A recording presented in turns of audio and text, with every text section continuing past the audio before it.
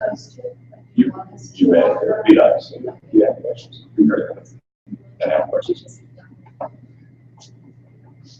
Hello everyone, I'm RWright, and today I'm going to be presenting about my senior internship project, Broadening Broadway.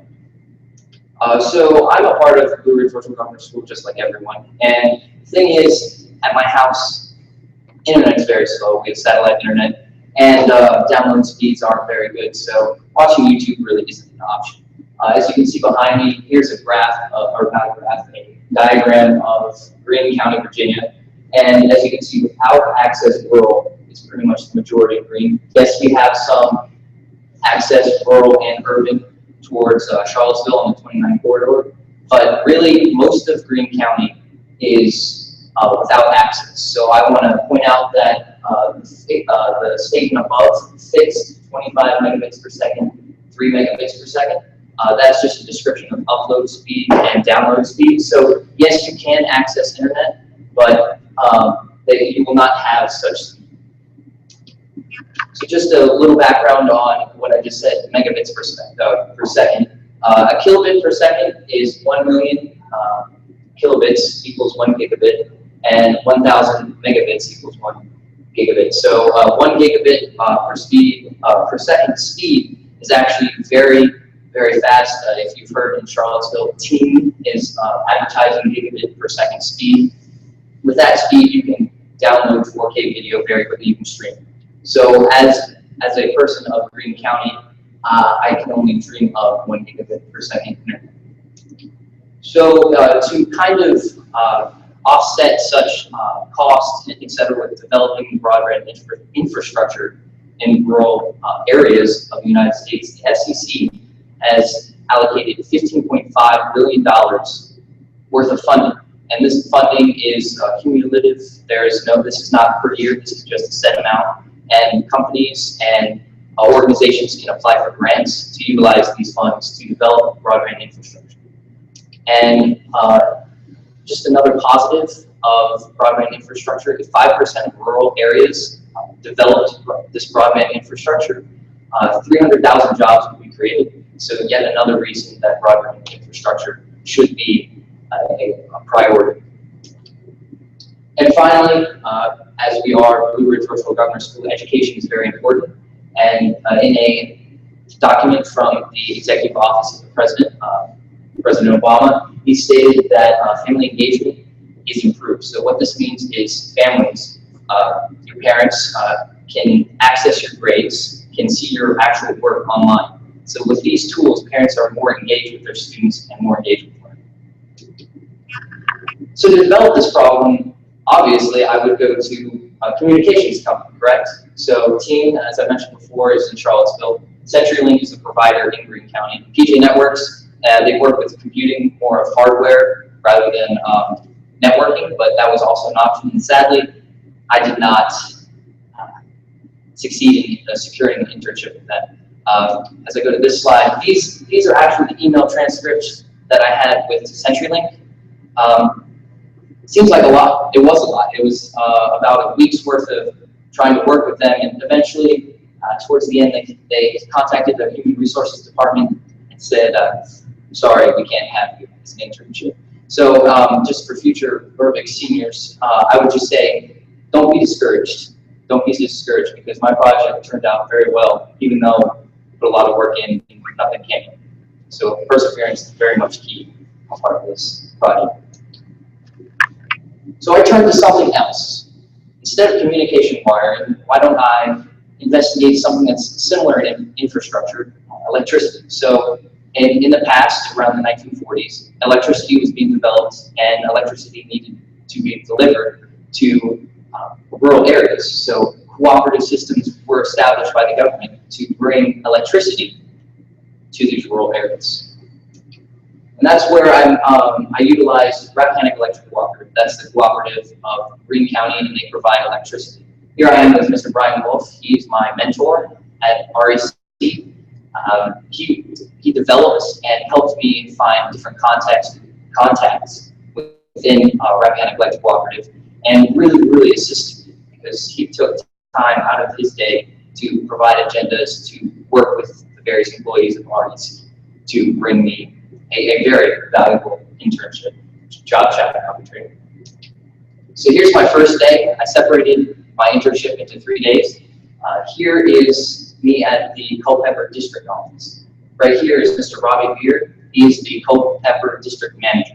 And what he showed me was the different procedures and methods used in the actual district. So as you can see, I'm outside of their warehouse. There's lots of cables. In the back, you can see their signature yellow trucks.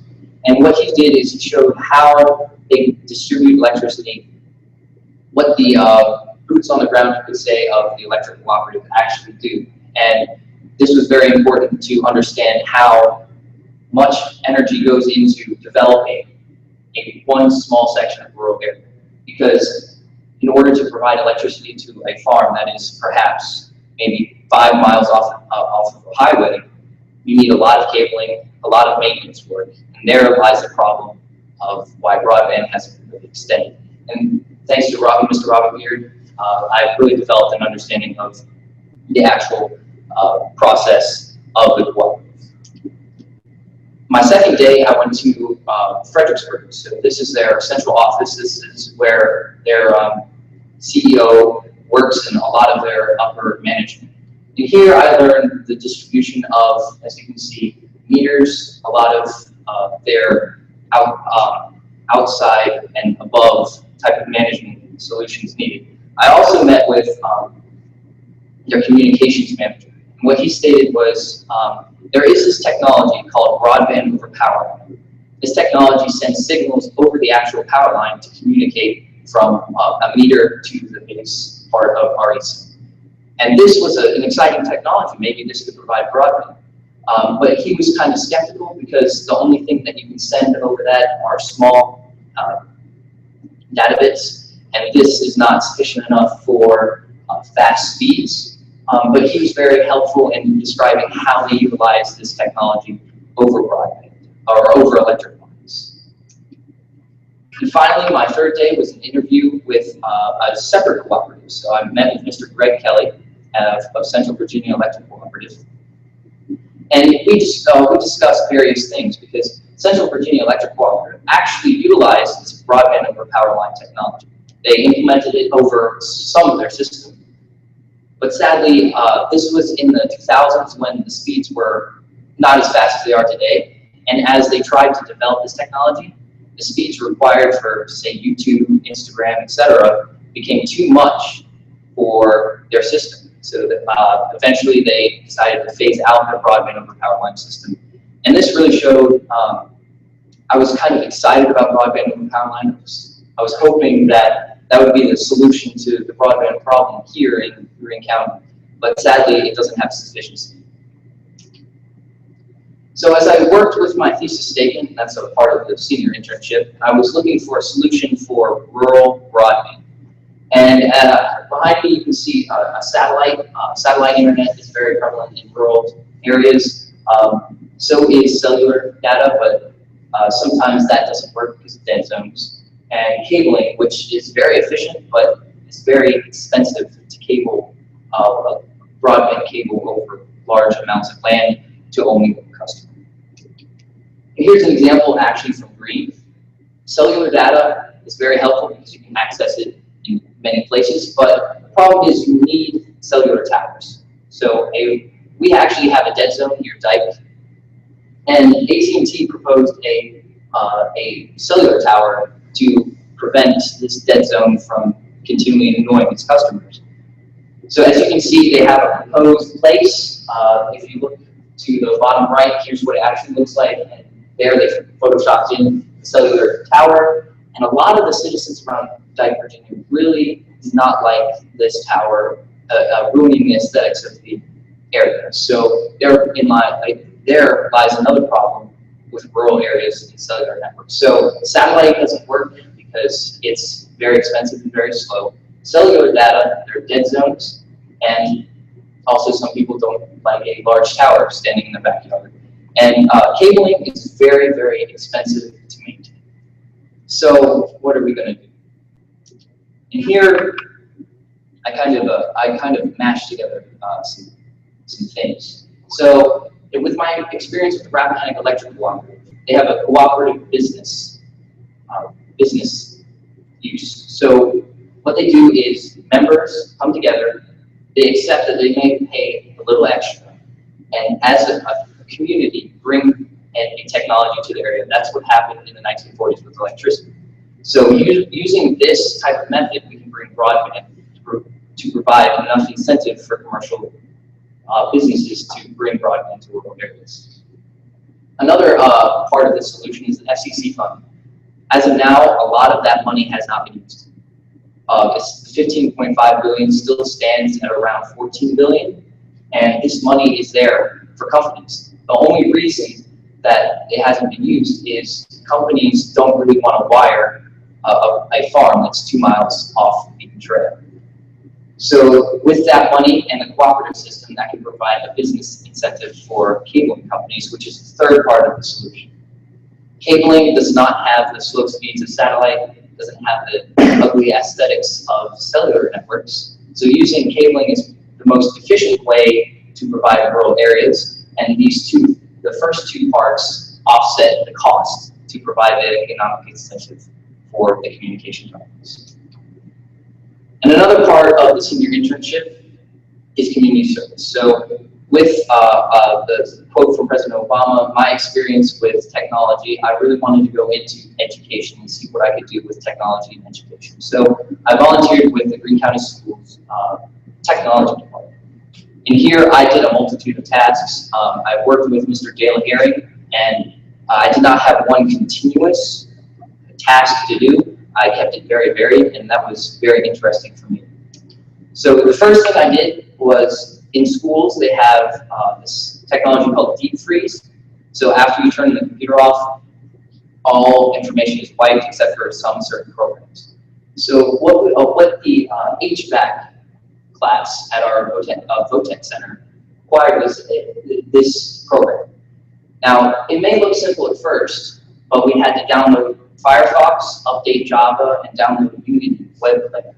And all these three things, we needed to first unfreeze the computer so the computer would remember to not erase them after the computer restarted. So after about 2 hours, we finally had one computer lab completely done.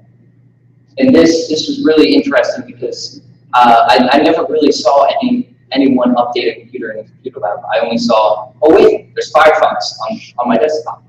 It really showed me how much work is required in the school system to keep computers technology updated. My second part was Mr. Dale Henry referred to me to the drum club in Green Elementary School. So as you can see on the right, Ms. McIntyre, my old third grade teacher, now a librarian, began this drum club, and I actually started with them. So their first day of meeting, I was there. And they utilized these rolling spider rooms, as you can see behind me. And they're very safe, and what you can do with them is use an iPad, and you can help programs them using a block-based programming system.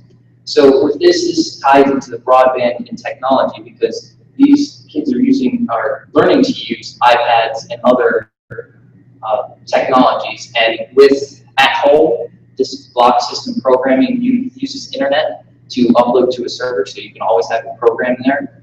And at home, if you don't have internet access, you can't keep your program to work on at home. So with this drone club was really an extension of the project.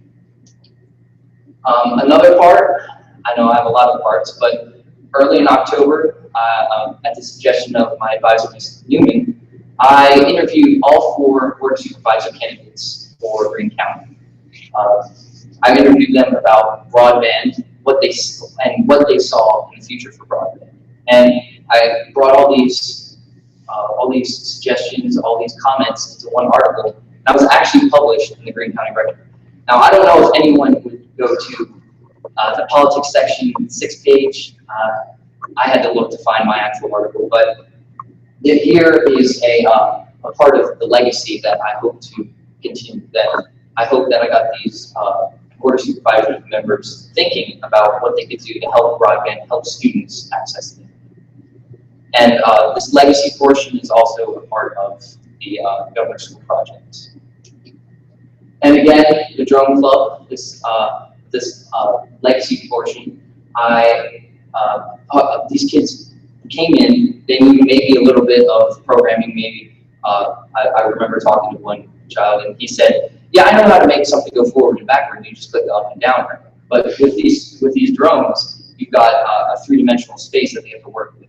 And from there, they actually, from this club, they learned to think conceptually and how to program and how to actually use loops, which I learned last year in programming, but they're learning in 5th grade. So that's a very, very rewarding thing to see someone learning something that I only learned last year.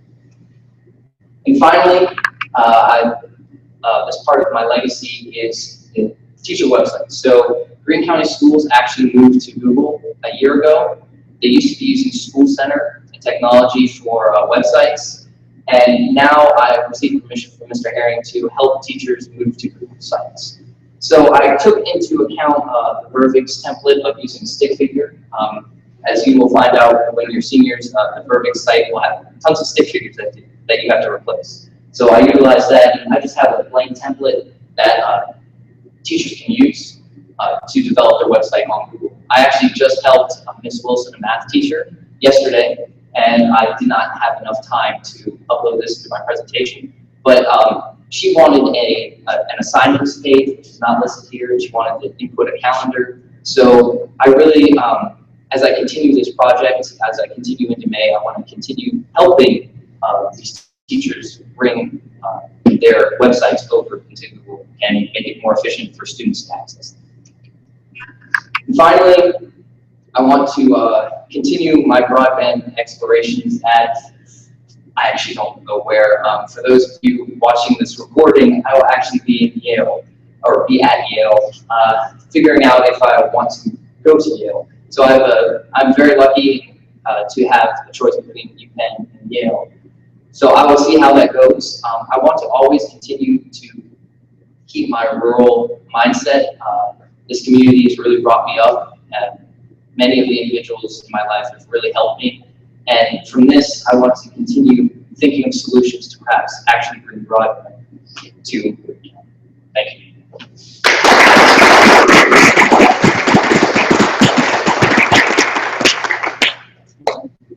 Yes, Ms. As part of your legacy, can you make sure that they share that template out to all of the teachers? Oh, yes. So as of now, Ms. Newman and I were accumulating a list, but there actually is, if you go on the Google site or sites.google.com under, if you log into your Greene County Schools page, you go to sites, you can create from this template. So you can send out instructions. But it's an excellent service right now. How it's been set up in the school is that the teachers have to come to you, but you're looking. Yeah. So I was hoping to. That's actually a very good idea. I can accumulate all these instructions into one document. As a computer science, when I stepped into computer science presentations last semester, version 2.0. So I will definitely add those instructions into it. Okay. Some more time. Very good presentation for the teachers. I highly recommend make a video. Make a video? Yeah. With, Shows them step by step. So okay. you pause. All right. Do you think so with a screen capture Yeah. video? Okay. I can do that. Thank you. So what kind of advice do you have for these guys who will be in about a year? They're going to start thinking about what they'll be doing as seniors. So yeah. So I had that list of emails. Perseverance is definitely a big one, but I really want to suggest that you guys really choose a topic that you're passionate about. I've been sitting at home really annoyed that I can't watch this YouTube video that my friends told me about. It's really annoying. So therefore, I took this project and I tried to find a solution. I know a lot of my other classmates are doing things they're interested in. So Joey Bangan was very interested in engineering, so he developed radar. Sadly, you don't see their presentations. Because they're very not interesting. necessarily. Oh. Well, they age they will. Yeah. You should definitely, because my classmates have put a lot of work into it. But it's just, you can find something. I know Mr. Caraway always references courses. A lot of people like enjoy horses. And you may even get invested enough to start a orphanage in Romania. So that has happened. So the sky's the limit. That's one gold standard project. Yep. You'll hear about that. Sorry to steal your thunder. Yes, sir. How long did it take you to like prepare this entire presentation? This presentation, well, that depends. Like the actual presentation or all the work on it. Well, like when you like sat down on the computer, you had to make up that presentation you just showed us, and then everything you said. How long like did that take you? How many slides? I don't actually know. Well, because a lot of throughout my project, I was taking pictures. Pretty much, this is my whole project, so I know everything. I could think of maybe a specific image, specific quote or something. So it really didn't take me that long. I actually don't know the specific time, but if you really know your project, it shouldn't take you that long because you were so invested in the project and you know everything. So you just need some really good pictures. My recommendation would be by the end of your junior year, before you walk out to go to the summer, have a good idea of what exactly you want to do so that either you can start over the summer or to get started the ground running when you come back to school, because his answer could have been, this took me hours and hours and hours and you procrastinated. But if you've been doing stuff all along the way, no, it won't take much time. No, I will say, a lot of people told me that, and I actually didn't do that, and I was very behind at the beginning of the year. A lot of, I don't know like exactly the number, but a lot of my classmates actually completed their internship, and I walked into class the first day not knowing what I wanted. So I would really suggest keep your ideas running now, and maybe just have a list that sometime, maybe you're on a trip somewhere and you see something really cool and you're like, oh, maybe I could do something with that. So I really suggest not necessarily solidifying, but have at least 3 ideas, because I came in not knowing anything, not understanding what I wanted to do. Then once I finally decided on my topic, I had a lot of internship places that couldn't afford to have me. So there I was delayed again. And finally, I found an opportunity and it turned out great. But don't be in that situation. Right? It's a lot of stress. I'm gonna ask another question. Okay. Okay. You said you had 3 days with your internship. Okay, so I didn't mention this is actually part of the rubric, and I apologize for doing this. That's still going. Teamwork rubric. Yes, there is a rubric. You're supposed to mention how many hours you've done. So I had 16 hours with my internship. As of now, 15 hours for my community service. You need 30 total. So those 3 days included, I believe it was 6.5 hours one day. I have to do the math. And there was 7.5 the other. That was one day. I believe it was. I can't remember. There's a spreadsheet on my website if you'd like to go check it out. sites.google.com/a/verbic.k12.va.us/RWright. I had to type that in so many times. So yeah, it's open to you guys. So if you want to look it up, feel free to. And if you want to, we use a lot of times we use previous seniors' websites. So if you want, just look at it. Don't steal my idea, please. They're on our website if you go under academics. Oh yeah, that's true. And student work, or I think there's a direct link to current senior project, right? Oh, they're actually. Actually, seen by school. I just ended up memorizing. Any other questions? Nice job.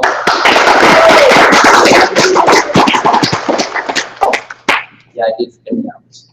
Make sure you.